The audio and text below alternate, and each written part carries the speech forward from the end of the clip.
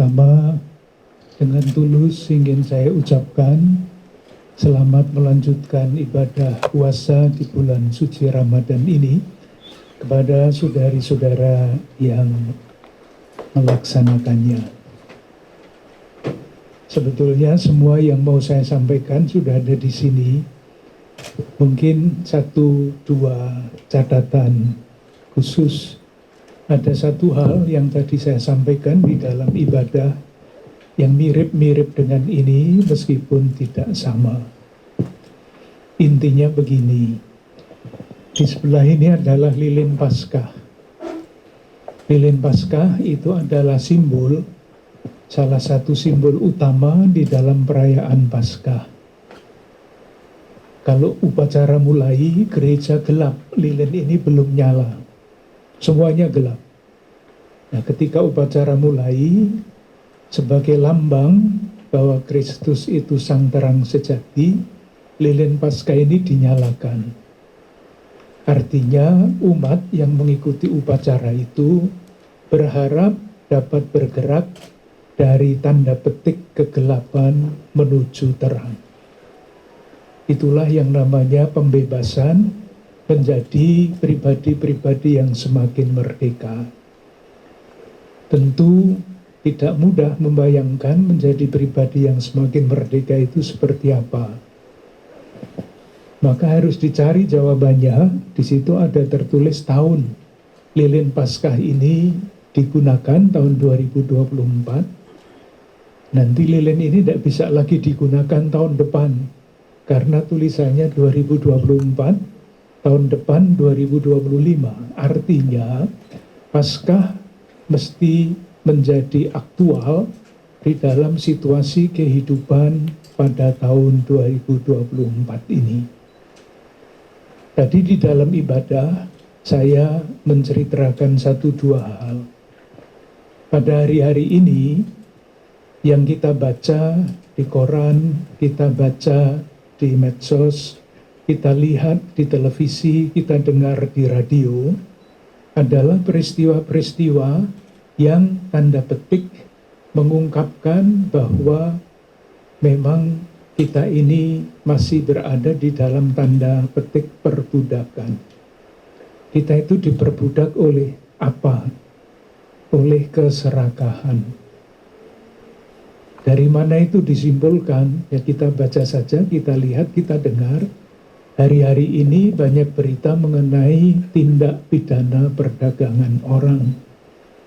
Bahkan yang menyangkut bukan saudari-saudara kita yang kurang beruntung, tetapi orang-orang yang mempunyai pendidikan tinggi. Mengerikan. Tanda tindak pidana perdagangan orang 1. Yang juga sangat mengerikan bagi saya sekurang-kurangnya adalah korupsi yang sedang ditangani dan tindak pidana pencucian uang yang jumlahnya mencapai lebih dari 270 triliun rupiah. Mengerikan sekali. Dan masih banyak yang lain. Tidak usah saya sebut satu persatu, tetapi saya mau mengatakan akhirnya hulu dan hilir semua peristiwa ini adalah keserakahan. Dan keserakahan itu bisa masuk di dalam sistem. Jadi bukan hanya keserakahan pribadi, kalau serakah itu hanya 1 orang, 2 orang, tidak banyak pengaruhnya, mungkin banyak tetapi tidak sangat merusak. Tetapi kalau keserakahan itu masuk di dalam sistem ekonomi, sistem politik, sistem budaya, sistem sosial, itu daya rusaknya sangat besar. Nah itulah perbudakan dalam tanda petik yang saya baca di media massa hari-hari ini. Itulah perbudakan. Dulu umat Allah menjadi budak, sungguh-sungguh fisik di tanah Mesir. Dalam perayaan Paskah, mereka dibebaskan dari perbudakan itu, masuk ke tanah terjanji. Segala zaman selalu ada perbudakan di dalam berbagai macam bentuknya.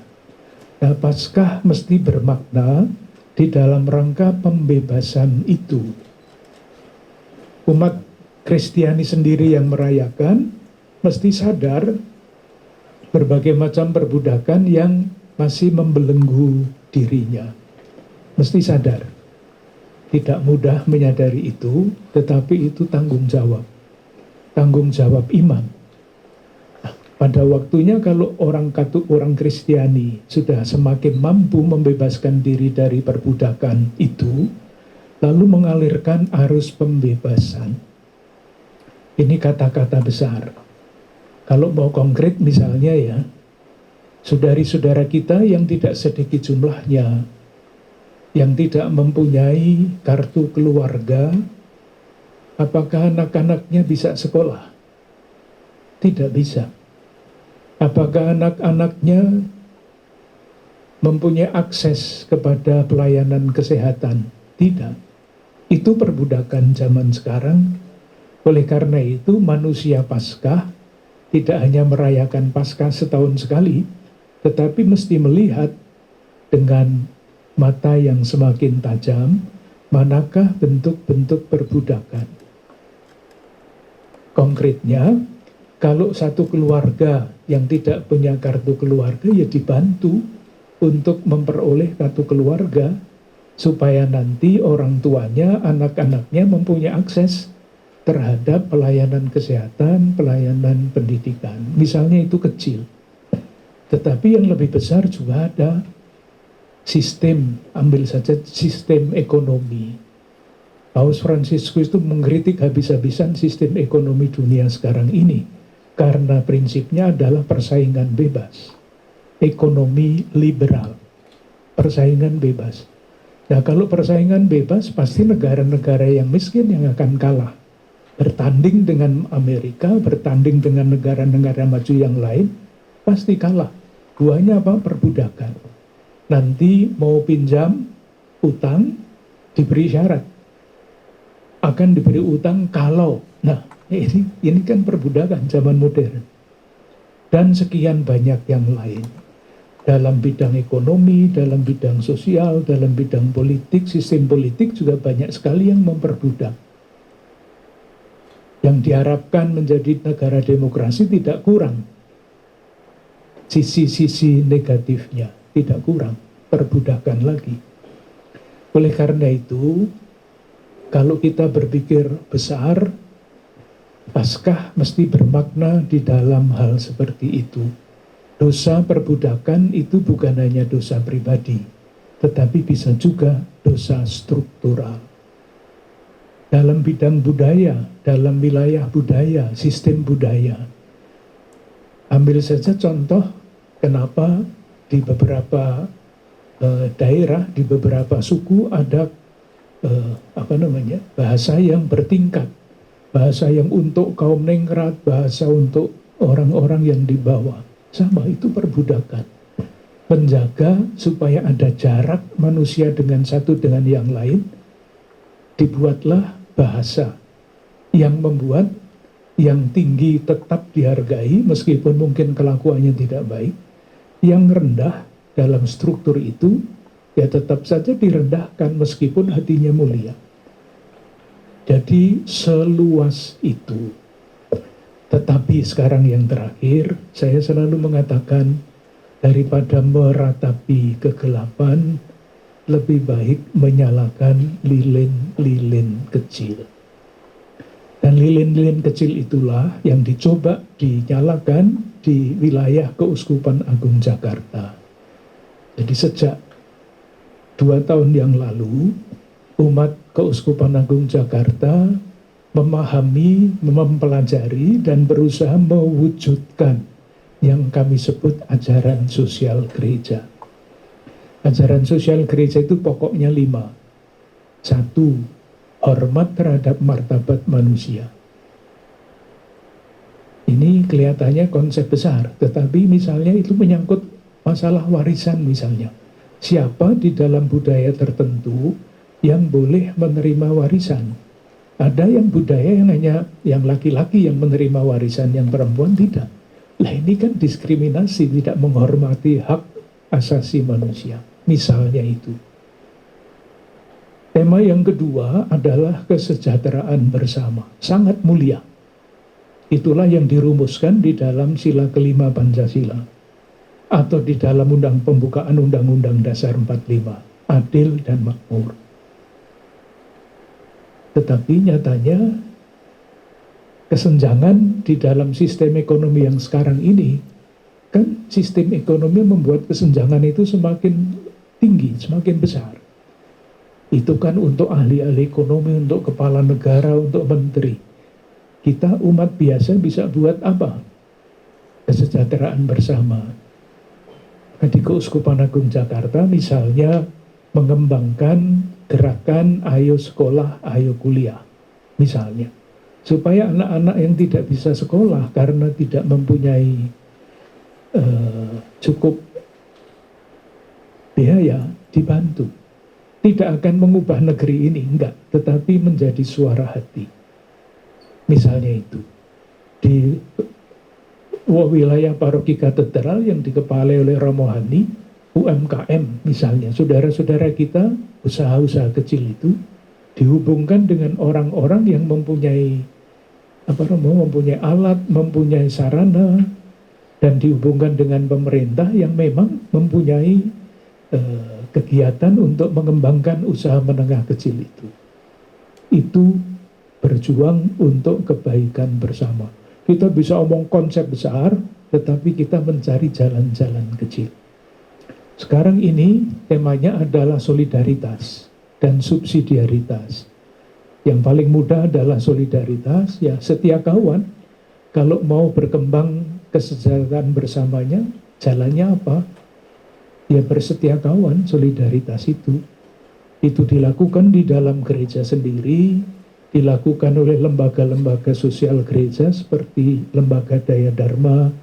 Romo Vikjen ini mengepalai bakat Badan Amal Kasih Katolik. Itu semuanya di dalam rangka solidaritas. Peranannya sangat besar pada waktu COVID dulu. Yang dilakukan di sini itu sampai menjangkau. Saya pernah melihat kapal yang membuat barang-barang bantuan di Merauke, dan barang-barang bantuan dari Jakarta itu masih harus berjalan lewat laut 10 jam. Solidaritas, konkret sekali. Tahun depan kita akan lebih memperhatikan saudara-saudara kita yang kurang beruntung. Seperti apapun sejahteranya masyarakat, selalu ada saudara-saudara kita yang tertinggal.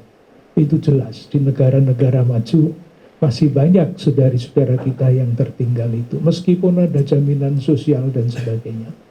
Dan yang terakhir, yang juga sangat penting, adalah melestarikan alam ciptaan. Di dalam catatan ini, saya pada nomor 4, saya men-sharekan apa yang saya baca. Kita ingin menjadi bangsa yang merdeka, berdaulat, bersatu, adil, dan sejahtera. Tetapi beberapa saudara kita yang sangat mencintai tanah air kita, bukan membenci, bukan mengkritik habis-habisan, enggak. Tetapi karena cintanya kepada negeri kita, mengajak kita untuk berpikir. Masyarakat kita cita-citanya adalah masyarakat Pancasila. Berpegang pada Pancasila. Tetapi ketika diteliti nomor 42 itu baru tahun 2023 terbit buku berjudul Mimpi Tentang Indonesia. Dan yang digambarkan di situ adalah berbagai bentuk tanda petik perbudakan yang sedang dialami oleh bangsa kita. Masyarakat yang feodal, serakah, dan sebagainya. Nanti silahkan membaca sendiri. Sekali lagi, ini bukan kritik yang ngawur, tetapi kritik catatan yang disarikan dari satu buku yang ditulis oleh orang-orang dari berbagai macam disiplin ilmu, namanya Bermimpi Tentang Indonesia. Ada wartawan, ada akademisi, ada politikus, ada macam-macam. Mengajak kita untuk berpindah, eksodus, berubah dari masyarakat yang feodal menjadi masyarakat yang menghargai semua martabat manusia. Dari karakter lemah, Itu nomor 7 misalnya ideologi kapitalisme. Ini sistem ekonomi, sistem politik yang merusak segala-galanya. Mungkin itu dulu yang bisa saya sampaikan. Saya harap kurang lebih maksudnya jelas. Paskah bukan perayaan setahun sekali, upacaranya iya, tetapi harapannya kita menjadi manusia-manusia Paskah, pribadi yang diperbaharui dan pada gilirannya bertanggung jawab untuk ikut membaharui keadaan. Itu dulu. Terima kasih Bapak Kardinal dan teman-teman. Kami berikan kesempatan untuk bertanya. Jika ada yang bertanya, silakan. Ya, 1. Ada 2. Baik, Mbak dulu ya. Nanti tolong disampaikan nama dan juga dari media mana. Silakan. Baik, terima kasih Pak Uskup Agung. Perkenalkan saya Lintang dari Kantor Berita Antara. Saya boleh mengajukan 2 pertanyaan. Ya, yang pertama untuk kasus TPPO yang disinggung oleh Bapak tadi. Nah, apakah dari gereja sudah menjalin kerjasama misalnya atau solusi dengan di dunia internasional, mengingat kemarin kan ada kasus TPPO di Jerman. Nah, apakah sudah berkoordinasi juga dengan di sana, lalu langkah-langkah konkret seperti apa yang dilakukan oleh gereja? Itu yang pertama. Terus yang kedua, saya mau menyinggung sedikit soal fenomena war takjil nih yang lagi rame di medsos. Jadi war takjil itu semacam kita selama bulan Ramadan ini kan banyak yang menjual takjil. Nah, ternyata itu tidak digemari oleh umat Islam saja, tetapi umat-umat yang lain seperti Kristen, Buddha, dan lain sebagainya ternyata ikut juga membeli dagangan-dagangan itu. Nah, komentar dari Bapak bagaimana? Apakah itu salah satu bentuk toleransi ataukah memang itu momentum saja? Gitu. Itu saja, terima kasih. Terima kasih Mbak. Silakan Bapak Kardinal. Mengenai tindak pidana perdagangan orang, kalau itu menyangkut negara seperti Jerman, itu kan mengejutkan Mbak ya. Tidak terbayangkan tindak pidana perdagangan orang terjadi di Jerman. Kalau misalnya di Kamboja, di Myanmar, itu bisa dimengerti. Tetapi ternyata tidak terjadi seperti itu. Itu satu. Oleh karena itu, saya membayangkan organisasi internasional Katolik ikut terkaget-kaget dengan keadaan itu. Di dalam lingkungan gereja, itu ada gerakan atau organisasi internasional namanya Talitakum Internasional.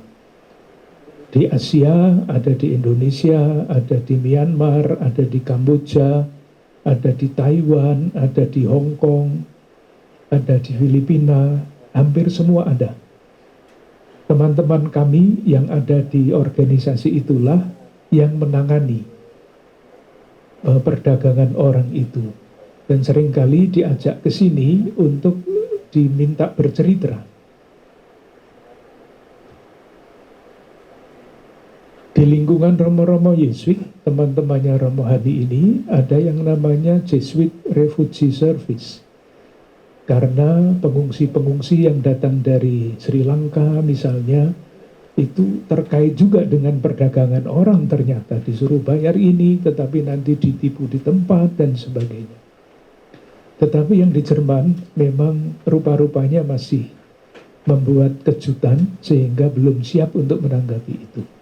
Yang saya tahu, Kementerian Polhukam kemarin Pak Menteri datang ke sini, ketika ditanya wartawan, beliau mengatakan sudah koordinasi Menteri Luar Negeri, Menteri Pendidikan, Kepolisian dan sebagainya.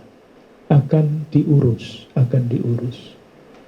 Dan memang saya membaca, melihat di mana kemarin di televisi kalau tidak salah, menggiurkan sekali yang namanya perdagangan orang itu. Di Asia itu asetnya sampai hampir 2.500 triliun rupiah yang saya lihat di televisi. Jadi menggiurkan itu kembali lagi kan keserakahan Mbak, sampai memperdagangkan orang saudara-saudaranya sendiri. Mengenai takjil saya tidak tahu, karena takjil itu kan sebetulnya makanan yang umum ya, hanya untuk teman-teman dari komunitas muslim itu dipakai sebagai penanda buka puasa, betul ya? Memang banyak orang yang suka makanan seperti itu, Pak, ya.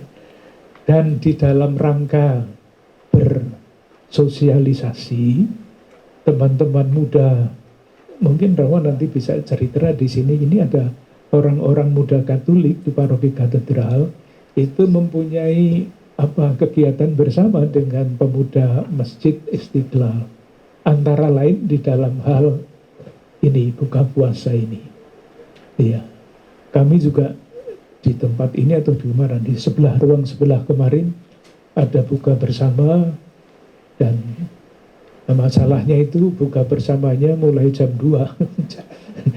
Biasanya kan jam 4 lalu sampai buka puasa ya. Kemarin itu karena semuanya sibuk, adalah kita berkumpul, omong-omong, dialog mulai jam 2 sampai jam 4. Nah, belum buka puasa kan Mbak ya. Tapi ada, di tas itu ada takjil, ada macam-macam, jadi dibawa pulang. Ya, pokoknya persaudaraan. Mungkin kuncinya adalah persaudaraan itu. Terima kasih. Baik, ya, pertanyaan kedua, ya, dari itu dulu ya Mas. Silakan. Tadi ada yang mau di sana? Tidak ada. Ya udah, TV One dulu Mas. Silakan. Selamat pagi Bapak Uskup, Bapak Romo. Selamat pagi dan selamat merayakan Paskah. Saya Yohanes dari TV One. Sebelumnya saya mau tanya, tadi kan sempat beberapa kali disinggung soal keserakahan dan memupuk solidaritas. Nah, kalau kita kan sama-sama tahu nih, ini 2024 ini kita baru aja melewati tahapan pemilu, terus seperti kita ketahui juga prosesnya masih berlangsung di MK, yang mana seperti pada pemilu-pemilu sebelumnya, rentan sekali terjadi perpecahan gitu. Kalau pesan dari Bapak Uskup sendiri terkait potensi perpecahan dan juga kaitannya dengan pemupukan solidaritas tadi seperti apa? Mumpung masih dalam suasana Paskah dan juga masih berjalan proses pemilunya. Terima kasih banyak. Iya. Saya membacanya begini, Mas.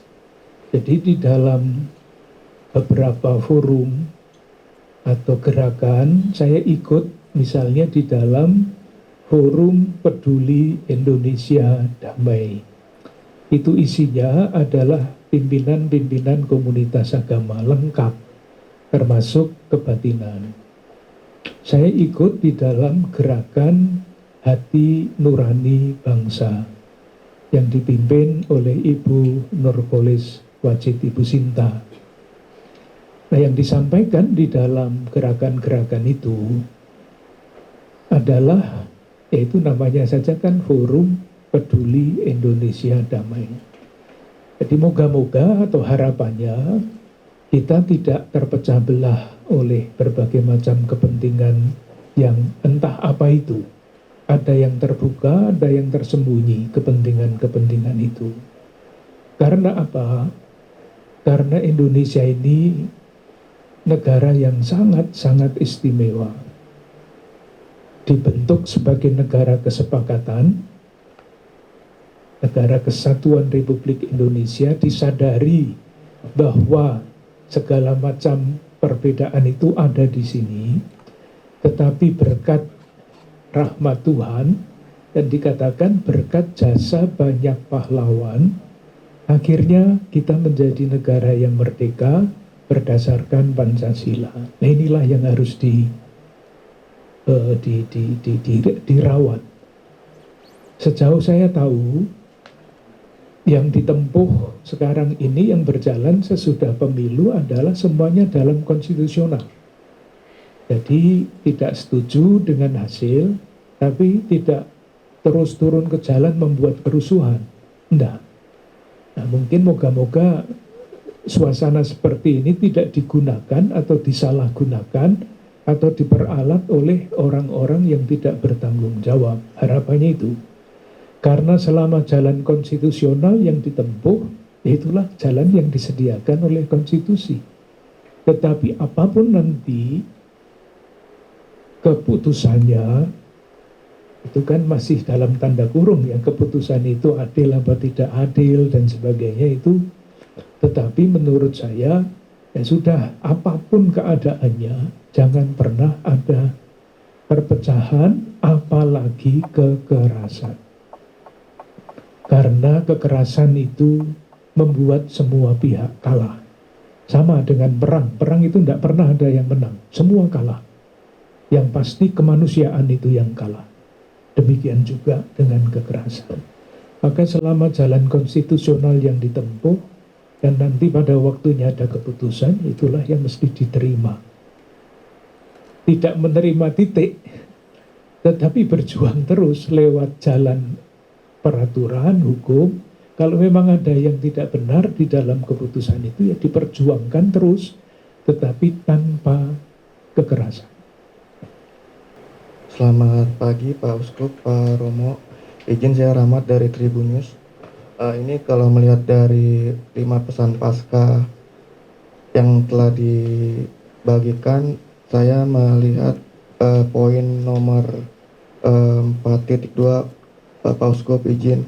Di sini dikatakan bahwa sistem politik dan partai politik yang gagal mengedepankan meritokrasi dan masyarakat sipil cenderung terbenam. Nah, Pak Uskup mungkin bisa dijelaskan lebih lanjut Pak mengenai hal ini Pak. Terima kasih. Yang paling bawah Pak, izin yang 4.2. Ya. Saya duga, saya tidak ketemu dengan pengarangnya Mas ya, tetapi saya duga politik itu kan, atau keterlibatan politik itu kan mestinya dibangun dari awal ya. Dan tidak tiba-tiba saya menjadi ketua partai politik kan. Tidak tiba-tiba kan. Itu maksudnya. Jadi kalau mau terlibat di dalam kehidupan politik mesti sekolah dulu. Tidak tiba-tiba tanpa latar belakang apapun menjadi tokoh di dalam. Tidak bisa. Magang dulu, mendaftarkan apakah diterima apa tidak, lalu berkarier. Kalau dari struktur ya dari ranting ke cabang, ke daerah, ke pusat. Itu namanya meritokrasi. Jadi terbukti sudah mempunyai peranan. Saya mengambil contoh ya Mas ya. Beberapa waktu yang lalu saya ditanya oleh seorang caleg. Diminta untuk mendukung caleg itu. Saya tidak kenal. Maka saya bertanya, Anda sudah berbuat apa untuk masyarakat? Nah, kalau belum berbuat apa-apa, mau nyalek menjadi apa? Lain halnya kalau dia menjadi aktivis di dalam lingkungan masyarakatnya. Misalnya, menggerakkan para petani, atau menghimpun para penjual tempe, dibina supaya tempenya menjadi lebih enak, nanti dibantu untuk menjual di pasar mana. Nah itu dia mempunyai modal meskipun kecil. Tetapi kalau belum membuat apa-apa, sudah mau menjadi caleg, ya tidak usah saja, saya bilang begitu. Maaf, saya harus mengatakan demikian. Sama dengan di dalam partai politik. Saya tidak pernah menjadi anggota partai politik Mas ya. Tapi saya membayangkan itu. Di dalam organisasi kan tidak tiba-tiba menjadi direktur PT Kereta Api kan? Tidak tiba-tiba. Dia mesti meniti karier dulu supaya nanti bisa memperbaiki partai politik di mana dia ingin berperan. Rasa-rasanya itu. Baik, terima kasih Bapak Kardinal. Dan terima kasih teman-teman, sekian dulu ya untuk press konferensi Paskah 2024. Dan kami ucapkan terima kasih atas kehadirannya, apalagi juga kami juga turut mengucapkan selamat menunaikan ibadah puasa, semoga dilancarkan. Dan saat ini kami persilahkan untuk Bapak Kardinal, Romo Samuel dan Romo Hani untuk berfoto bersama.